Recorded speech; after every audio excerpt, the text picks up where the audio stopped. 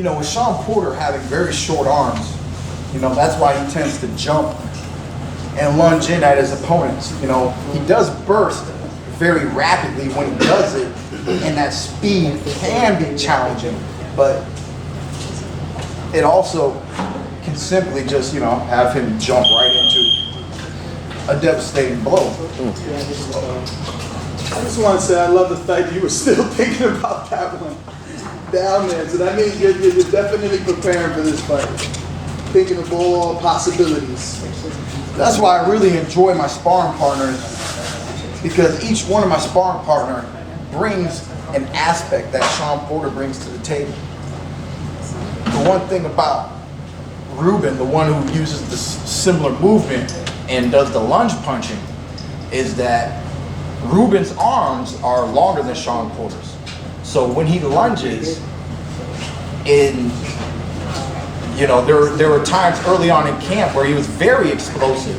You know, I mean, if Shawn Porter fought me right after my recovery, you know, it would have been a sure victory. You know, we weren't back into the rhythm.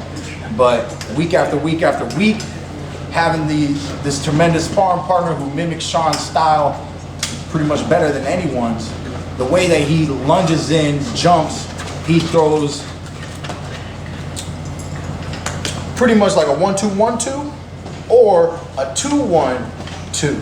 You know, he'll lead right hand, up jab you, come back with a right hand, and sometimes even do the opposite of a 1-2-1-2, throw 4 punches, leading with right, left, and then same thing, vice versa, left, sometimes stopping right there. But it's the way he jumps, gets low, and then bursts and leaps at you with a very explosive nature, not hesitating and throwing his combination. You know, my legs were too slow in the beginning. I wasn't reactive enough, but week by week, we're easily nullifying all of that movement. And I believe that ultimately that is going to play a big key into what my sparring partners bring into the ring on how I'm going to be able to stay calm and do what I want to do the night of the fight. How long ago did you start sparring again? 3 weeks ago. 3 weeks ago. So who are these guys? Ruben who? Ruben Ozuna. I think he's got like maybe 2 pro fights, 5 pro fights. But I've used him in a training camp before, so I know that he's a good local sparring partner. And I think I used him for Bundu maybe because he switches. He's one to switch. We also, for this camp, have been using Clarence Booth. Clarence Booth just had the toughest fight of his career on a top ranked card. He lost the fight. He's a very good, strong fighter. He switches as well, but none of them, you know, if you can switch, you can not switch too. So they get paid to not switch, you know.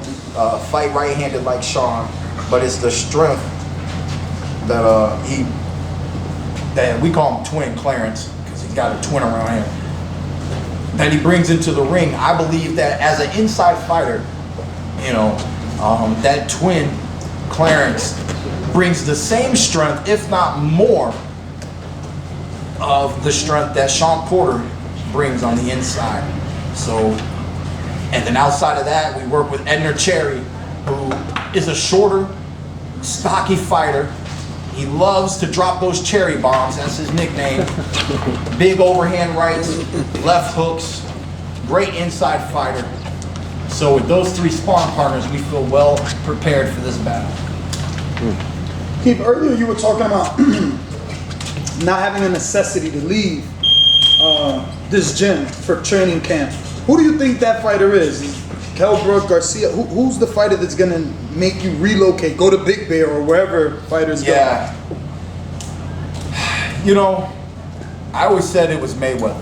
You know, Mayweather would make me want the best of me and not want to question whether I got it or not. And I believe isolating a camp would just guarantee that there are no distractions, you know.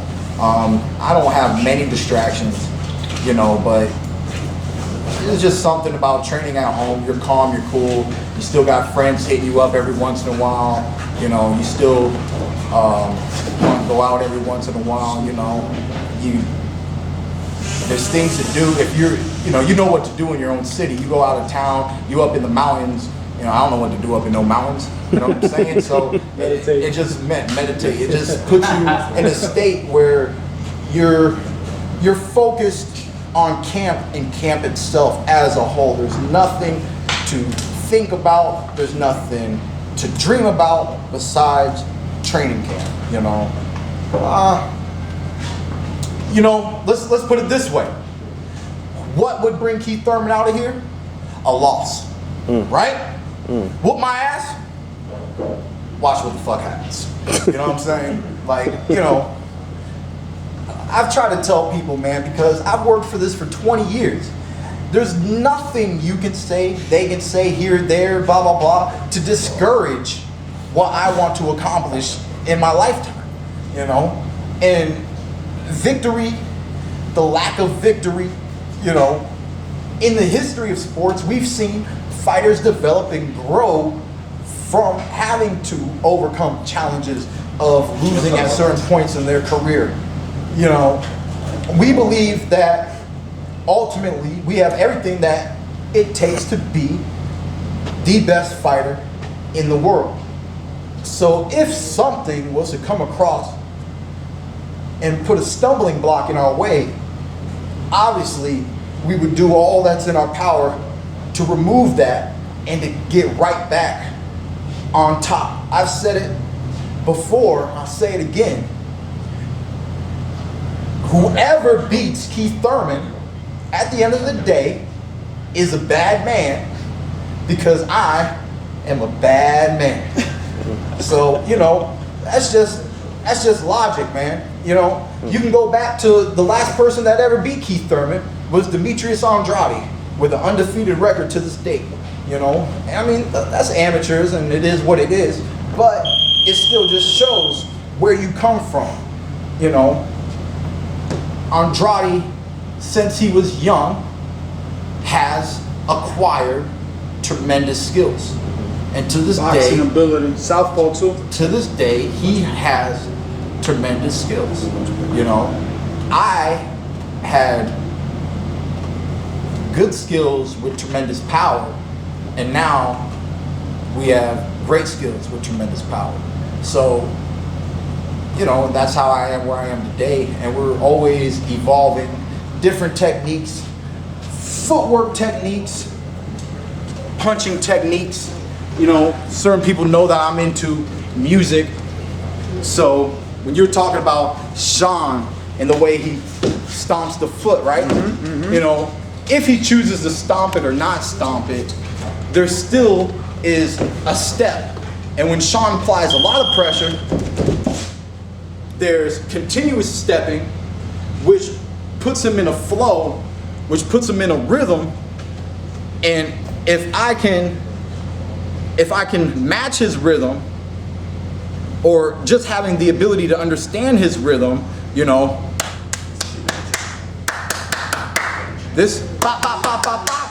When he's going boom, boom, boom, boom, boom, I'm going in between. He's going boom, boom. I'm time boom, boom. Eventually, see, it doesn't matter if you get off first or not. If you get off first, my goal is to get in on you before you're second. Even if you get two off, bop, bop, as long as you're continuously throwing, all my job is to interrupt the rhythm that is your attack. And we're gonna be calm, cool, and collectively trying to execute those techniques throughout the whole fight.